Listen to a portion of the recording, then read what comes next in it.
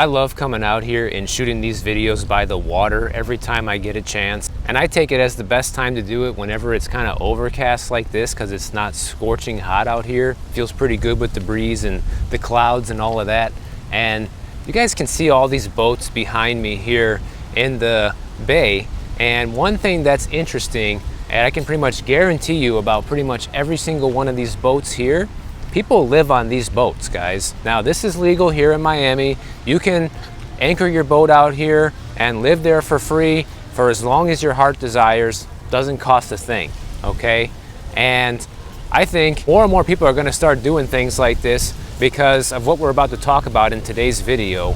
The insurance crisis that's happening everywhere is just unsustainable, similarly to the housing market. You guys have probably already heard the big news in the state of California that State Farm is no longer going to be writing homeowners insurance policies there. And they're one of like the big national insurance companies. You got State Farm, you got Allstate, you got Progressive, you got Geico, those big companies, right, that offer homeowners insurance to a lot of people. Well, Florida's kind of already ahead of the curve on this because we haven't been able to get homeowners insurance from a lot of those companies for a very long time now. Most of the insurance companies that we have here are much smaller companies you probably never heard of before, and if you can't get one of those, you're on a Citizens insurance policy. But this is a big deal because it shows where things are headed when it comes to the insurance market in the United States. And my question is, how long until this starts affecting everybody? What about people that live near rivers or lakes or, you know, areas where they get lots of tornadoes, for example? Like, they're claiming that the reason why they're not covering people in California anymore is because of catastrophes like, you know, the wildfires, the increases in construction costs, and they also named the challenging reinsurance market, which is basically insurance for insurance companies. So they're deciding to not cover it anymore. But how long until this spreads to other parts of the country? I realize that Florida and California are some of the most desirable places for people to live, and also some of the most risky in terms of proximity to water and natural disasters. So this might not come as a huge surprise to people. But one thing that State Farm said is that we take seriously our responsibility to manage risk, okay? Well, being an insurance company is a risky business to begin with, I would say, right? You're betting on the fact that you're gonna collect more money than you're gonna pay out when it comes to all these claims, right?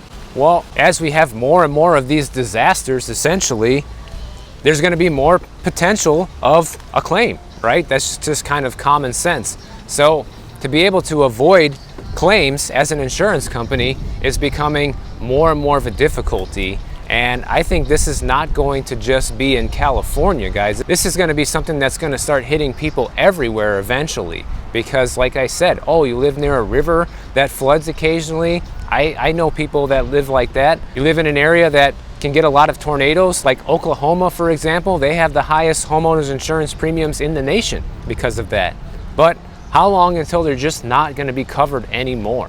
And obviously the reason why this is such a huge issue is a couple of different things. Number one is because if you have a mortgage on your property, like so many people do, then you must have homeowners insurance. That is part of the requirement of that mortgage. And if you don't have it, then what will end up happening, your mortgage company will get a policy for you that will pretty much only cover their end of the ownership. So if something happens to the property, their losses will be covered, but there's a high probability that yours will not be.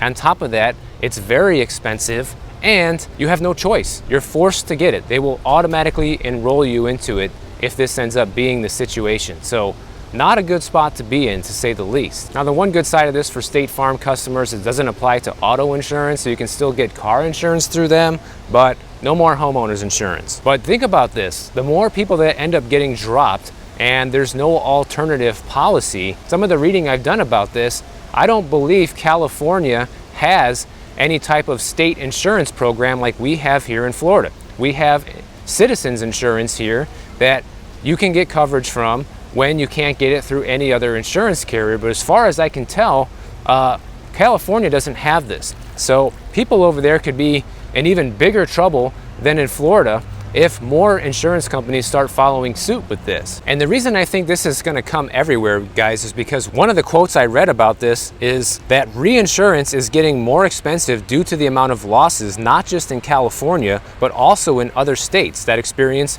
tornadoes, hurricanes, and other disasters. Even here in Florida, after Hurricane Ian, you had about a dozen insurance companies go insolvent after this. So all it takes is one big major disaster and say goodbye to half the insurance companies. But in California, they haven't had these insolvencies like we've had here in Florida, but instead they're just cutting back and not writing policies to people or just dropping people altogether. So that's not really all that much better if you ask me.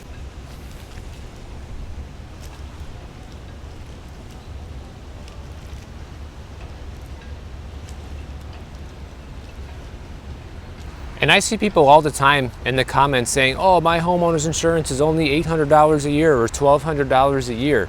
Well, good for you, but I wouldn't get too used to that price the way things are going with insurance in general, because these insurance companies are not nonprofits, guys. They are in business to make money.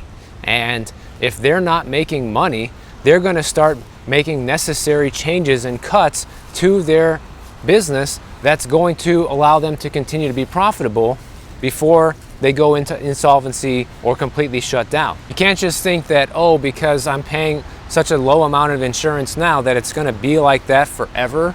I hope that it is for you. I hope that you don't see major increases, but the way things are going, it's not looking too good for the future. Now, speaking of homeowners insurance, when should and when shouldn't you file a claim on your homeowner's insurance? This is something that a lot of people might be wondering about, because the problem with homeowner's insurance also is you have to have it. It's a requirement based on your mortgage, but so many people are so afraid to use it in fear of getting dropped. And I've heard from many of you guys saying that this has happened to you.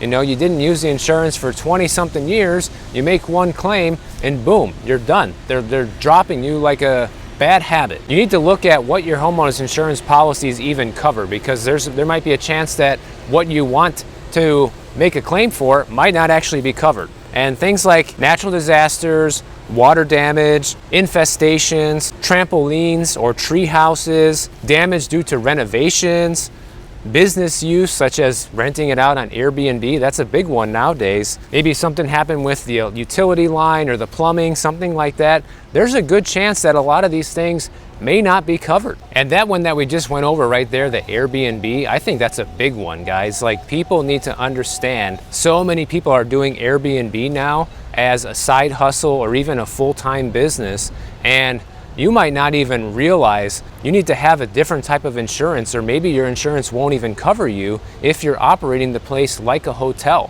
So that is a serious thing to consider when using Airbnb, because say if a guest gets hurt in your property and there's a problem or something happens to the property while someone else is staying there using Airbnb, it might not be covered. So that puts you as a property owner at huge risk. Also, a big one with these insurance companies is paying for roof claims. Like, say if you have a leaky roof and you fail to make a repair to the roof and it just keeps getting worse, they can deny the claim, guys. They don't have to replace the roof because you were negligent and did not fix it and did not maintain it properly. Now, here's another time that should be kind of obvious when you should not be making a claim on your insurance, is when your deductible is higher than the cost of repair. Let's say your deductible is $5,000. Well, if you have a repair that only costs $3,000, it makes no sense whatsoever to try and file a claim, because you're going to have to pay the deductible anyways, and that's going to be more than what the actual repair costs. And that's one way that they definitely get you to make less claims as well. Another reason you shouldn't be filing claims is if you've already submitted a few claims recently, because some people are afraid to use the insurance policy while others overuse it and go way too far, way too fast with it, and end up getting dropped from it, or their rates go through the roof because they made 3 claims inside of a year. So they literally say to have as few claims as possible within any given 5-year period. But of course, if there's catastrophic damage to your home through something that you know is covered, then of course file the claim. But just keep in mind, the more claims you file, then the more at risk you're putting yourself of either having your premiums jacked up through the roof or getting your policy dropped altogether. Now, when should you file an insurance claim? The opposite. Well, obviously, if the claim is much higher than your deductible, that's one reason you should file the claim. And they say that the other time you should file a claim is, say you have any add-ons to your insurance company, like you paid for your personal property to be insured, or valuable possessions like jewelry or things like that, expensive watches, and something gets stolen and you pay extra for that type of coverage, that's when you should also file a claim.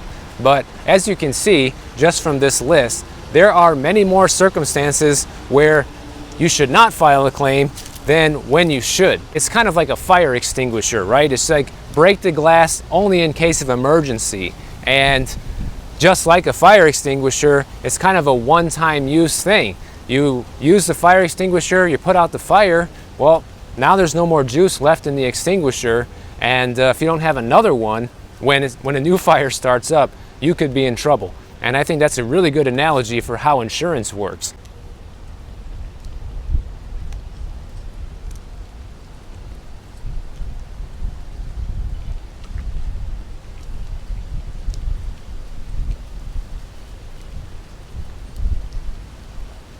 Now, one thing kind of related to this is one of the Big Short investors, Dave Burt, he was played in the Big Short movie by Brad Pitt. He was on the news recently talking about how the next big problem that the housing market worldwide is going to face, this is not a problem exclusive to the US, is the huge potential of flood risk on properties that mortgage companies are not taking into consideration right now. According to him, he's saying that 14.6 million homes in the US right now are subject to flooding, and that number could increase by an additional 2 million over the next 20 years. And the mortgage market is not pricing these risks in properly, and this is not just happening here, guys. This is a problem in Australia and in Germany and different places across the world that have very expensive real estate. And this is something I wanted to bring up here on the channel specifically because so many people now are turning towards new construction homes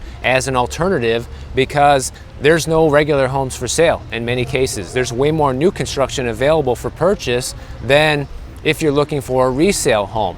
Well, even though those can be good deals and you're getting a brand new home, one thing that you might not be aware of is this in a floodplain or not?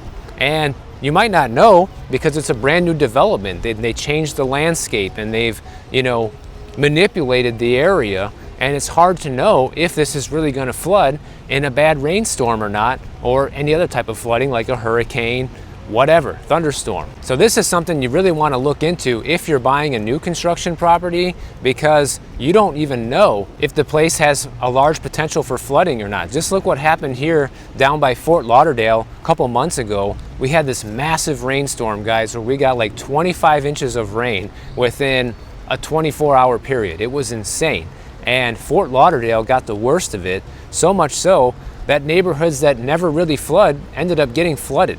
And the damages was in the hundreds of billions of dollars already just from this rainstorm. We're not even talking about a hurricane here. So the flood risk is something you really need to take into consideration when buying any property, but even more so a new construction property, because there may be no history of flooding in this area and you might not exactly know what is the flooding potential in that new development. Hopefully it doesn't bother you that I'm just walking around in circles a little bit in this one, because the little waterfront space available is not that huge, and this is like in the parking lot of a church over here. But it's just good to change it up, I love walking through the neighborhoods, but it's nice just coming to different spots like this too, and it's pretty quiet over here.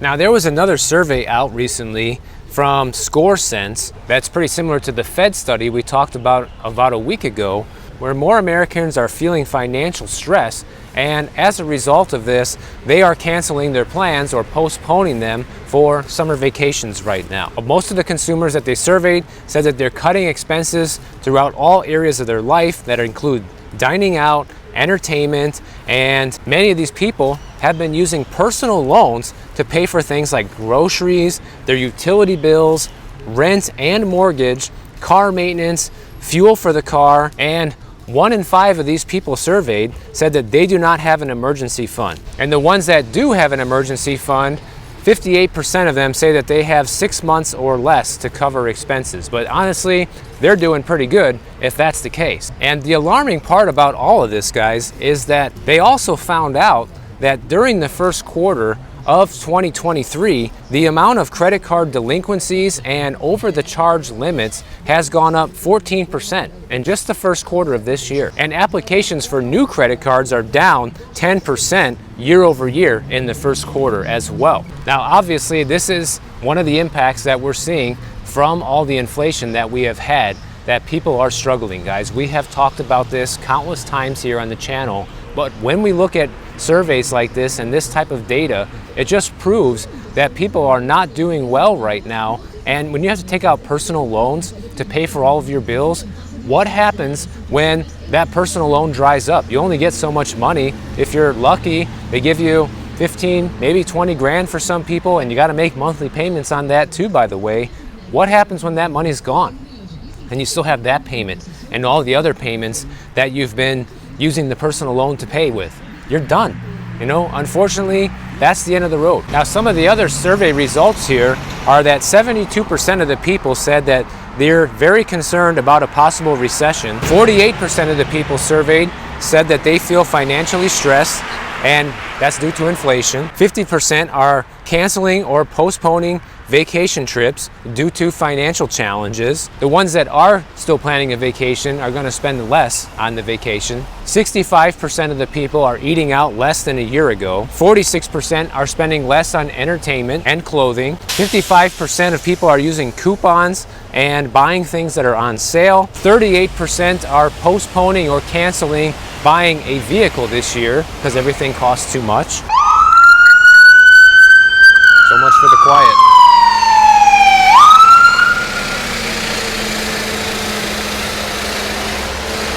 It is right next to the fire station here, after all, where we're at. Now, here's the other kicker from this. 36% of the people surveyed said that they're dealing with student loans, and 37% of those people said that they will resume payments without any help from others.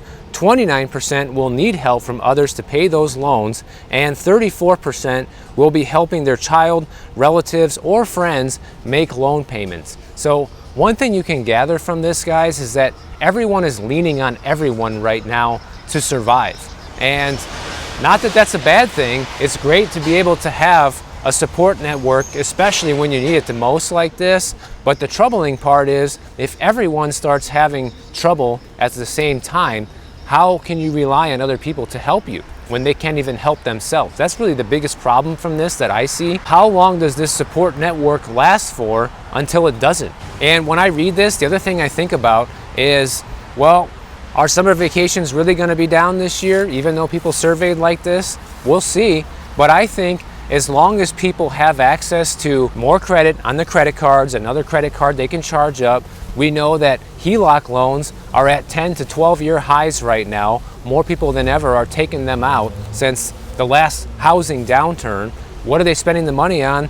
I don't know. But I guess whenever we see how busy this summer travel season is, it's really going to tell the real picture of what people are actually doing versus what they're saying. With the way things work in this country, I feel like I'll believe it when I see it, when people are really spending less money.